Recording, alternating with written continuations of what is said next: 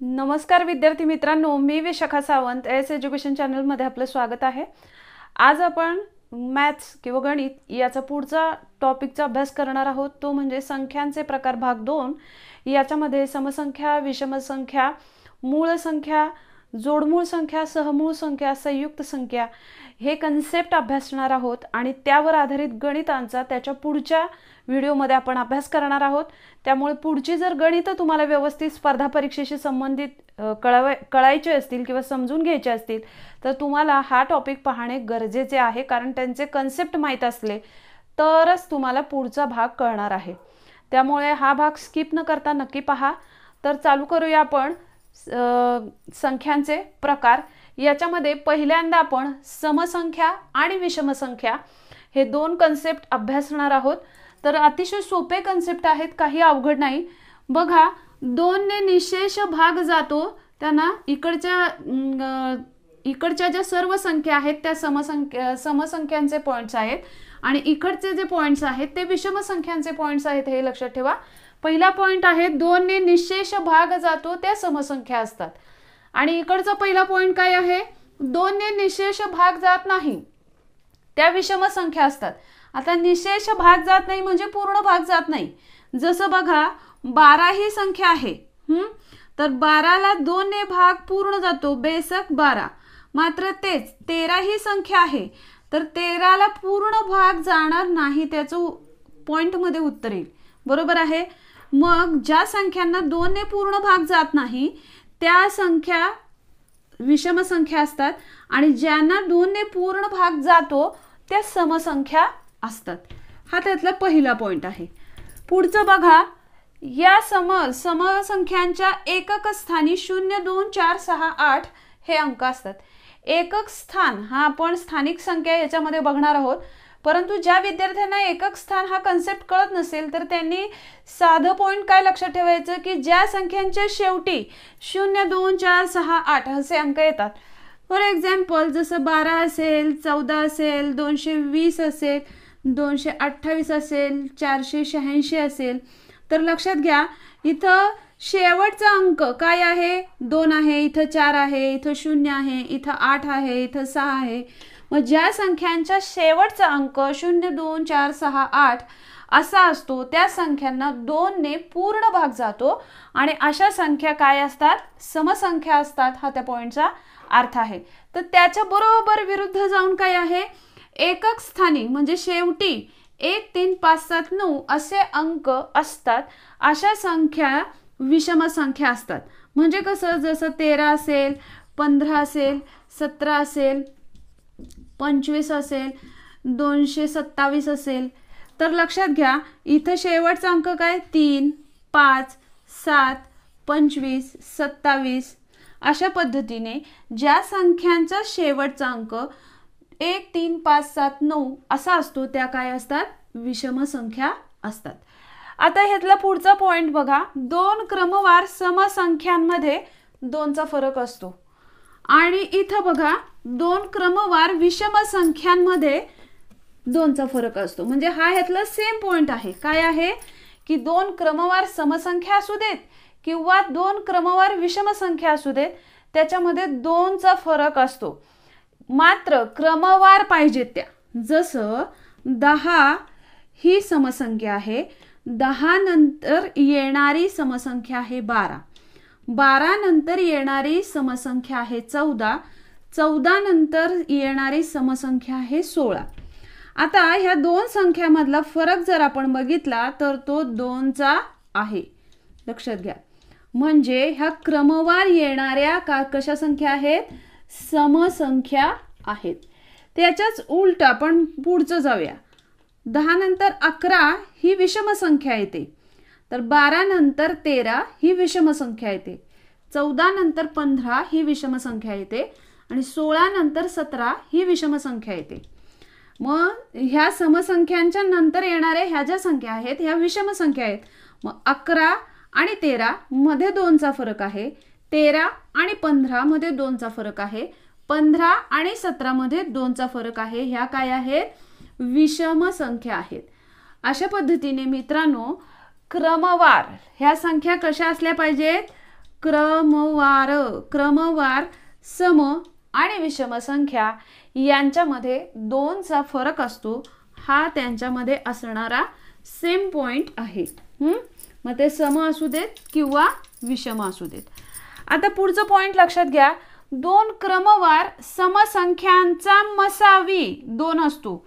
2 क्रमवार समसंख्यांचा मसावी 2 असतो. खरंच असतो का नाही ते आपण बघूया. जसं 10 ही समसंख्या आहे आणि त्यानंतर लगेच क्रमाने येणारी दुसरी आहे समसंख्या 12. आता बघा, ह्याला म्हणजे मसावी काढायचं किंवा लसावी कसं काढायचं हे आपण पुढे शिकणार आहोत. मात्र लक्षात घ्या, ज्यांना माहित नाही त्यांना सांगते की एका समान संख्येने अशा संख्या मांडून घ्यायच्या ज्यांचा मसावी किंवा लसावी काढायचं आहे ते, आणि त्यांना एकाच कोणत्याही संख्येने भागायचं असतं की त्या 2 संख्यांना एकाच कुठल्याही संख्येने भाग जाईल. जसं 2 ने 10 आणि 12ला भाग जातो. जसं 2 पंचे 10 आणि 2 सक 12. आता बघा, इथं कुठली अशी संख्या नाही की ह्या 2 संख्यांना त्या सेम संख्येने भाग जाईल. जसं 2 ने आपण 10ला आणि 12ला भागलं, तसं कोणतीही अशी संख्या नाही की ज्याने 5ला आणि 6ला भाग जाऊ शकेल. त्यामुळं इकडे हे डावीकडे जे अंक येतात त्यांचा गुणाकार केला की आपल्याला मसावी मिळतो. आणि म्हणूनच काय म्हटलंय की 2 क्रमवार, इथं आपण क्रमवार 2 समसंख्या घेतल्या 10 आणि 12, त्यांचा मसावी किती आला? 2 आला. आलं लक्षात? तर थोडक्यात काय, ज्या 2 क्रमवार समसंख्या असतात त्यांचा मसावी काय असतो? 2 असतो. त्याच्या पुढचा पॉइंट काय, 2 क्रमवार विषम संख्यांचा मसावी 1 असतो. आता 2 क्रमवार विषम संख्या बघूया. जसं एक घेतली 11 आणि दुसरं त्यानंतर क्रमाने येणारी कुठली आहे? 13. आता 11 आणि 13 याला फक्त 1 नेच भाग जाऊ शकतो, दुसऱ्या कुठल्याही संख्येने भाग जाऊ शकत नाही, कारण ह्यांना कॉमन भाग जाणारी अशी दुसरी संख्या नाही. त्याच्यामुळं 2 क्रमवार विषम संख्यांचा मसावी हा 1 असतो. हा पॉइंट. तर मित्रांनो लक्षात घ्या, इकडे लिहिलेल्या समसंख्या आहेत आणि इकडं जे पॉइंट लिहिलेले आहेत ते विषम संख्यांचे पॉइंट आहेत. तर 2 ने भाग जाणाऱ्या ज्या संख्या असतात त्या सम असतात, 2 ने भाग जात नाही त्या विषम संख्या असतात. समसंख्यांच्या एकक स्थानी 0, 2, 4, 6, 8 असे अंक असतात. तर विषम संख्यांच्या एकक स्थानी किंवा शेवटी 1, 3, 5, 7, 9 असे अंक असतात. तर 2 क्रमवार समसंख्या असू देत किंवा 2 क्रमवार विषम संख्या असू देत, त्याच्यामध्ये 2चा फरक असतो, हे लक्षात ठेवा. तर आणखी वेगळेपणा काय आहे, 2 क्रमवार समसंख्यांचा मसावी हा 2 येतो. तर 2 क्रमवार समसंख्यांचा 2 क्रमवार विषम संख्यांचा मसावी हा 1 येतो. म्हणजे ह्यांचा क्रमवार असतील तर 1 येतो आणि इकडं समसंख्या क्रमवार असतील तर त्यांचा, म्हणजे आताच आपण समसंख्या शिकलो, समसंख्यांवर आधारित सम व विषम संख्यांचे प्राथमिक क्रियांचे जे नियम आहेत ते आपण अभ्यासणार आहोत. तर समसंख्यांशी संबंधित कोणते नियम आहेत आणि विषम संख्यांशी संबंधित प्राथमिक क्रियांचे, म्हणजे प्राथमिक क्रिया म्हणजे बेरीज, वजाबाकी, गुणाकार, ह्या प्राथमिक क्रिया आहेत. तर विषम संख्यांशी कोणते नियम आहेत, समसंख्यांशी कोणते नियम आहेत, सम आणि विषम या दोन्ही संख्यांशी संबंधित कोणते नियम आहेत त्याचा इथे आपण अभ्यास करणार आहोत. तर बघा, जर समसंख्या आणि समसंख्या यांची जर बेरीज केली तर येणारी काय असते? समसंख्या असते. तर आता बघा, इथं उदाहरणार्थ म्हणून बघूया. 4 ही समसंख्या आहे, त्याचबरोबर 2 ही पण समसंख्या आहे. मग येणारी 4 आणि 2 किती होतात? 6. मग जर 2 समसंख्यांची बेरीज केली तर येणारे उत्तरही समसंख्याच असते, हे याच्यावरून प्रूव्ह होतं. जर 2 समसंख्यांची वजाबाकी केली तर येणारं उत्तर पण काय असतं? समसंख्या असतं की नाही ते आपण बघूया.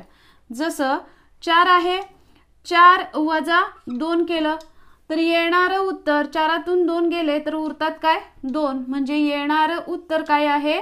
समसंख्याच आहे. म्हणजेच काय प्रूव्ह होतं इथं, जर 2 समसंख्यांची वजाबाकी केली तर येणारं उत्तर सुद्धा त्याच्यातून येणारी संख्या काय असते? समसंख्याच असते. जर 2 समसंख्यांचा गुणाकार केला तर येणारं उत्तर पण समसंख्याच असतं. जसं 4 ही समसंख्या आहे गुणिले 2 ही पण समसंख्या आहे, 4 दुणे 8, म्हणजे येणारं उत्तर काय आहे, समसंख्याच आहे. म्हणजे लक्षात घ्या मित्रांनो, जर आपण निरीक्षण केलं तर दोन समसंख्यांची बेरीज करा, दोन समसंख्यांची वजाबाकी करा किंवा दोन समसंख्यांचा गुणाकार करा, येणारं उत्तर हे समसंख्याच असतं. समजलं? आता पुढचं बघूया, विषम संख्यांविषयी बघूया. जर विषम संख्यांची बेरीज केली, वजाबाकी केली की गुणाकार केला तर काय होतं बघा. जर दोन विषम संख्यांची बेरीज केली, जसं 3 ही एक विषम संख्या आहे प्लस 5 ही त्यानंतरची असणारी विषम, इथं क्रमवार असाव्या असं नाही, कुठल्याही असल्या तरी चालतात. जसं 5 आणि 3 किती येतात, 8. म्हणजे येणारं उत्तर काय आलं, समसंख्या आलं. म्हणजे दोन विषम संख्यांची जर बेरीज केली तर येणारं उत्तर समसंख्या असतं. आता 2 ही विषम संख्या आहे, वजा 3 ही विषम संख्या आहे. मग ह्या 2 5तून 3 गेले तर उरतात किती, 2. म्हणजे याच्यावरून साबित काय होतं की 5 ही विषम संख्या, मग 3 ही विषम संख्या, 2 विषम संख्यांची जर वजाबाकी केली तर येणारं उत्तर हे काय असतं, समसंख्या असतं. समजलं? पुढचं बघा, विषम संख्यांचा जर 2 विषम संख्यांचा गुणाकार केला तर येणारी संख्या काय असते, विषम संख्या असते. जसं बघूया, 5 ही विषम संख्या आहे गुणिले 3 ही पण काय आहे, विषम संख्या आहे. आता ह्यांचा गुणाकार केला तर आलं काय, 5 त्रिक 15. म्हणजे 15 ज्यांच्या एकक स्थानी 1 3 5 7 9 असे अंक असतात ते विषम संख्या असतात. आता इथं मी समजावं अगदी सोप्या भाषेत म्हणून एकच अंकी घेतलेले आहेत, विषमपण आणि समपण. तर 5 त्रिक 15 म्हणजे ही पण आली काय, विषम संख्या. थोडक्यात काय इथं साबित काय होतं, आपण निरीक्षण केलं तर की दोन विषम संख्यांची बेरीज करा किंवा वजाबाकी करा, येणारी काय असते, समसंख्या असते. मात्र दोन विषम संख्यांचा गुणाकार केला तर येणारं उत्तर जे असतं ती विषम संख्याच असतं. लक्षात आलं? दोन विषम संख्यांची बेरीज करा किंवा वजाबाकी करा, येणारं उत्तर हे समसंख्या असतं. मात्र दोन विषम संख्यांचा गुणाकार केला तर येणारं उत्तर हे विषम संख्याच असतं. समजलं? आता काय करूया, हे आपण समसंख्या आणि विषम संख्या यांचे क्रियांचे नियम बघितले. तेच आता जर समसंख्या आणि विषम संख्या यांचे एकत्रित आपण बेरीज, वजाबाकी किंवा गुणाकार केला तर काय होतं ते बघूया. जसं समसंख्या आणि विषम संख्या यांची जर आपण बेरीज केली तर येणारी पण काय असते, विषम संख्या असते. जसं इथं समसंख्या आहे 10 आणि विषम संख्या काय आहे, समजा विषम संख्या आहे 3.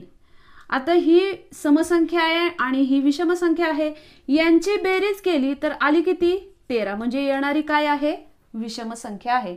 म्हणजेच यावरून साबित काय होतं, समसंख्या व विषम संख्या यांची बेरीज केली असता येणारं उत्तर काय असतं, विषम संख्या असतं. पुढचं बघा, समसंख्या वजा विषम संख्या असं जर असेल तर येणारं उत्तर काय येणार, विषम संख्या असेल. हेच घेऊया आपण, 10 वजा 3 असं केलं तर येणारं उत्तर काय असेल, 7 असेल. म्हणजे येणारी काय असणार आहे, विषम संख्या असणार आहे. म्हणजेच समसंख्या व विषम संख्या यांची वजाबाकी केली तर येणारं उत्तर हे विषम संख्या असतं. पुढचं बघा, समसंख्या व विषम संख्या यांचं जर गुणाकार केला तर उत्तर काय येईल. जसं 10 गुणिले 3 केलं तर 10 त्रिक 30. मग इथं आलं 30 म्हणजे ही काय आहे, समसंख्या आहे. म्हणजेच ह्याच्यावरून जर निरीक्षण केलं तर काय लक्षात येतं की सम व विषम संख्या यांची बेरीज केली तर विषम संख्या येते. सम व विषम संख्या यांची वजाबाकी केली तरी विषम संख्या येते. म्हणजे बेरीज करा किंवा वजाबाकी करा, येणारं उत्तर हे विषम संख्या असतं. मात्र समसंख्या व विषम संख्या यांचा गुणाकार केला तर येणारं उत्तर काय असतं, समसंख्या असतं।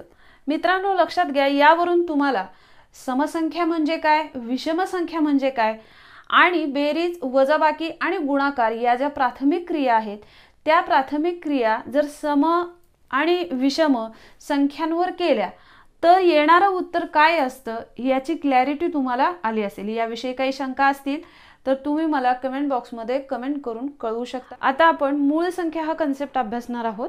तर मूळ संख्या 1 ते 100 पर्यंतचे किती आहेत यावर आधारित वगैरे प्रश्न अनेक वेळेला परीक्षेला विचारले जातात आणि त्या लक्षात कशा ठेवायच्या ट्रिक्सनुसार ह्याही मी तुम्हाला इथे सांगणार आहे।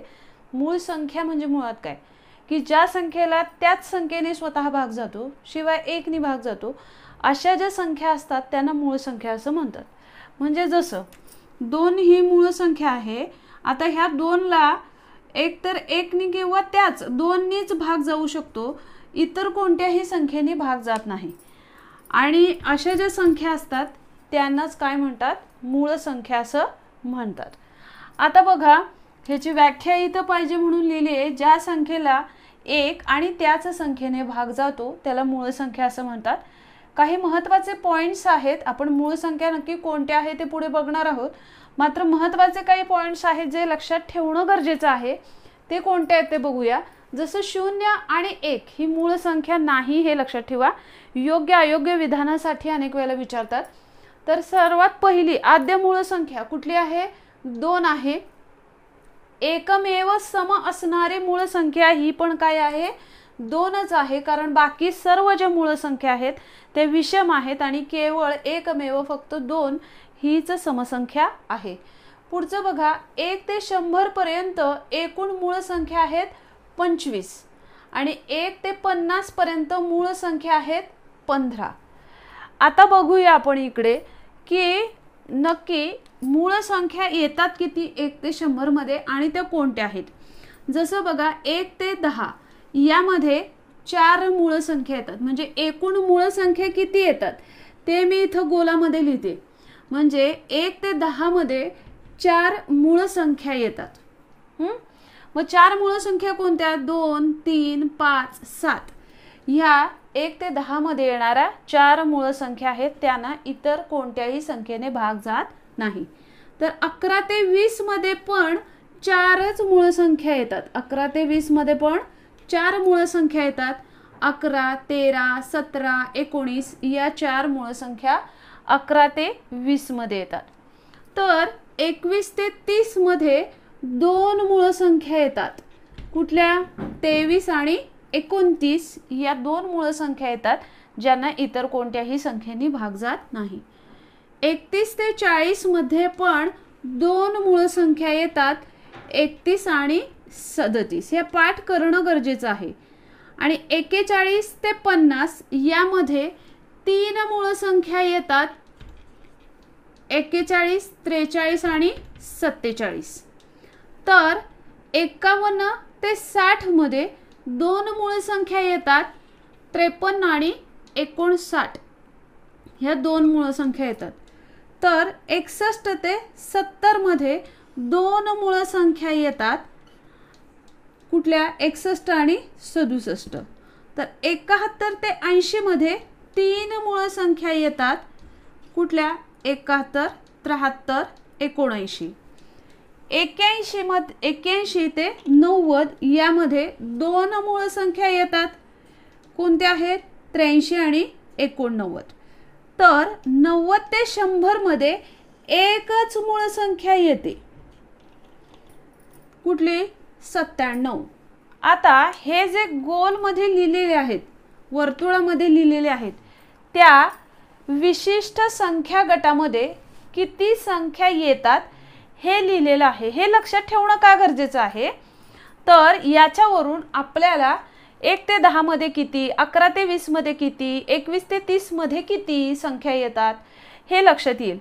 मग आता बघा 4 मूळ संख्या खालीलपैकी कोणत्या गटामध्ये येतात, म्हणजे आपल्याला आपण काय करतो 41 ते 50 मूळ संख्या पाठ करा, अर्थात ते करणंही गरजेचं आहे। 1 ते 100 मध्ये किती मूळ संख्या येतात हे तुम्ही जर असं चार्ट लिहिला 1 ते 100 पर्यंतचा तर त्याच्यामध्ये सहज पाठ होऊ शकतात। मात्र 4 मूळ संख्या खालीलपैकी कोणत्या गटामध्ये येतात? मग तिथं ऑप्शनला 1 ते 10 दिलंय, 11 ते 20 दिलंय. तर कोणत्या कोणत्या गटामध्ये 4 मूळ संख्या येतात? तर 1 ते 10 आणि 11 ते 20 या गटामध्ये 4 मूळ संख्या येतात. तर 3 मूळ संख्या कोणकोणत्या गटामध्ये येतात? तर बघा 41 ते 50 आणि 71 ते 80 यामध्ये किती येतात? 3 मूळ संख्या येतात. तर 2 मूळ संख्या कोणकोणत्या गटामध्ये येतात? तर 21 ते 30 या गटामध्ये 2 असतात, 31 ते 40 यामध्ये 2 असतात, 51 ते 60 यामध्ये 2 असतात, 61 ते 70 2 असतात आणि 81 ते 90 यामध्ये 2 असतात. आणि खालीलपैकी कोणत्या गटामध्ये फक्त एकच मूळ संख्या असते? तर 90 ते 100 यामध्ये फक्त एकच मूळ संख्या असते. ती कुठली आहे? 97. तर ह्या पद्धतीने आपण लक्षात ठेवू शकतो मूळ संख्या. आता काही गोष्टी मूळ संख्यांवर आधारित जे तुम्हाला लक्षात ठेवणं गरजेचं आहे. जसं अनेक वेळेला आपल्याला मूळ संख्यांची बेरीज वगैरे विचारतात. आतापर्यंत पोलीस एक्झाम आणि त्यासारख्या तत्सम एक्झाम्सना 1 ते 100 मधील मूळ संख्यांची बेरीज विचारली गेली आहे. तर ह्या गोष्टी तुमच्या तोंडपाठ झाल्याच पाहिजेत. लक्षात काय ठेवायची? मूळ संख्यांची बेरीज 1 ते 100 मधील मूळ संख्यांची बेरीज 1060 आहे. 1 ते 75 मधील मूळ संख्यांची बेरीज 712 आहे. तर 1 ते 50 मधील मूळ संख्यांची बेरीज 328 आहे. 1 ते 25 मधील मूळ संख्यांची बेरीज 100 आहे आणि 1 ते 10 मधील मूळ संख्यांची बेरीज 17 आहे. तर 1 ते 100 मधील मूळ संख्यांची बेरीज अनेक वेळेला परीक्षेला विचारली गेली आहे. ती आहे 1060. 1060 असं पाठ केलं तरी चालेल. आता लक्षात घ्या काही ठराविक ठोकताळे दिलेत. आता तुम्हाला हे बेरजे हे जर 5 गट तुम्ही पाठ केले तर पुढचा आपोआपच येईल. जसं बघा 1 ते 75 किंवा 1 ते 50 मधल्या मूळ संख्यांची बेरीज किती होते? 328. समजा आता हे आयोग असेल किंवा इतर स्पर्धा परीक्षा घेणारे असतील त्यांना हे माहीतच झाले, हे विद्यार्थी पाठच करून ठेवतात. मग त्या पलीकडे समजा 1 ते 50 मधील मूळ संख्यांची बेरीज विचारली, आपल्याला माहिती आहे 328. मात्र त्यांनी 1 ते 50 न विचारता त्यांनी काय विचारलंय? 1 ते 60 पर्यंतच्या मूळ संख्यांची बेरीज किती? तर ट्रिक काय की 1 ते 50 पर्यंतची आपल्याला माहिती आहे, आपण पाठ केली. 1 ते 50 पर्यंतची किती आहे? 328. तर त्याच्यामध्ये एक पुन्हा काय येणार? 1 ते 50 म्हणले, मग 60 मधले ह्या दोन संख्या आहेत 53 आणि 59 हे त्याच्यामध्ये मिळवायचे आणि जे बेरीज येईल ती कशाची असणार आहे? 1 ते 60 मधल्या मूळ संख्यांची असणार आहे. त्यामुळं हे 1 पासून हे 10 पर्यंत हे ज्या पद्धतीचं मी टेबल लिहिले ते तुमचं पाठ होणं गरजेचं आहे, हे लक्षात घ्या. आता हे झालं मूळ संख्या. तर संयुक्त संख्या हा काय कन्सेप्ट आहे? संयुक्त संख्या हा अतिशय सोपा कन्सेप्ट आहे. लक्षात घ्या की ह्या ज्या मूळ संख्या आहेत ह्यानी स्वतःला भाग जातोय आणि 1नी शिवाय इतर कुठल्याही संख्येने भाग जात नाही. अशा ज्या संख्या आहेत त्या मूळ संख्या आहेत. मग संयुक्त बरोबर काय आहे? त्याच्या विरुद्ध. ज्या संख्येला ती संख्या शिवाय इतर आणखी संख्यांनी भाग जातो अशा म्हणजे ज्या मूळ संख्या आहेत त्या सोडून बाकीच्या सगळ्या ज्या संख्या आहेत त्या काय आहेत? संयुक्त संख्या आहेत. कारण त्यांना ती संख्या म्हणजे स्वतः शिवाय इतर आणखी संख्यांनी पण भाग जातो, म्हणून त्यांना काय म्हणतात? संयुक्त संख्या असं म्हणतात. जसं 12 ही संयुक्त संख्या आहे कारण 12ला 2 ने भाग जातो, स्वतः 12 या संख्येने भाग जातो, शिवाय 6 ने भाग जातो. बरोबर आहे. म्हणजे ज्या वेळेला एखाद्या संख्येला इतर अनेक संख्यांनी भाग जातो त्यावेळेला त्याला संयुक्त संख्या असं म्हणतात. तर ह्या मूळ सोडून जेवढ्या संख्या आहेत तेवढ्या सर्व संयुक्त संख्या आहेत, हे लक्षात ठेवायचं. आता बघा जोडमूळ संख्या हा मूळ संख्यांचा एक उपप्रकार मानला जातो. कारण मूळ संख्येत केवळ 2 मूळ संख्येमध्ये जर केवळ 2चा फरक असेल, अशा 2चा फरक असणाऱ्या ज्या संख्या असतात म्हणजे मूळ संख्येत केवळ 2चा फरक असेल अशा ज्या संख्या असतात त्यांना जोडमूळ संख्या असं म्हणतात. आणि अशा जोडमूळ संख्यांच्या एकूण जोड्या आहेत 8. म्हणजे एक तर ह्याला कंडिशन काय की त्या मूळ संख्या असल्या पाहिजेत आणि त्या मूळ संख्यांमध्ये 2चा फरक असला पाहिजे. अशा ज्या जोड्या असतात त्यांना जोडमूळ संख्यांच्या जोड्या असं म्हणतात. आणि अशा 1 ते 100 मध्ये किती आहेत? 8 जोडमूळ संख्यांच्या जोड्या आहेत. तर त्या कोणत्या बघूया. लक्षात घ्या मित्रांनो, ह्या तुम्हाला पाठ व्हायच्या असतील तर त्यासाठी तुम्हाला मूळ संख्या पाठ करणं गरजेचं आहे. त्यामुळं तुम्ही असा चार्ट करा, नाही तर तुम्हाला जसा योग्य आहे तसा चार्ट करा, पण ते पाठ करा. जसं पहिली जोडी 3 ते 5, त्यानंतर 3 व 5, त्यानंतर दुसरी 5 व 7, तिसरी 11 व 13, चौथी 17 व 19, आणि पाचवी 29 व 31, सहावी 41 व 43, सातवी 59 व 61, आणि आठवी 71 व 73. 71 व 73 अशा एकूण 8 जोडमूळ संख्यांच्या जोड्या आहेत. लक्षात घ्या मित्रांनो, या कन्सेप्टद्वारे तुम्हाला मूळ संख्या असतील, विषम संख्या असतील, समसंख्या असतील, याविषयीचे कन्सेप्ट क्लिअर होणं गरजेचं आहे. कारण आपल्याला यावर आधारित जी स्पर्धा परीक्षेला गणित विचारली जातात ती पुढच्या लेक्चरमध्ये घ्यायची आहेत. त्यामुळे हा व्हिडिओ स्किप न करता नक्की पहा आणि आवडला तर शेअर करायला विसरू नका, लाईक करायला तर अजिबात विसरू नका. धन्यवाद.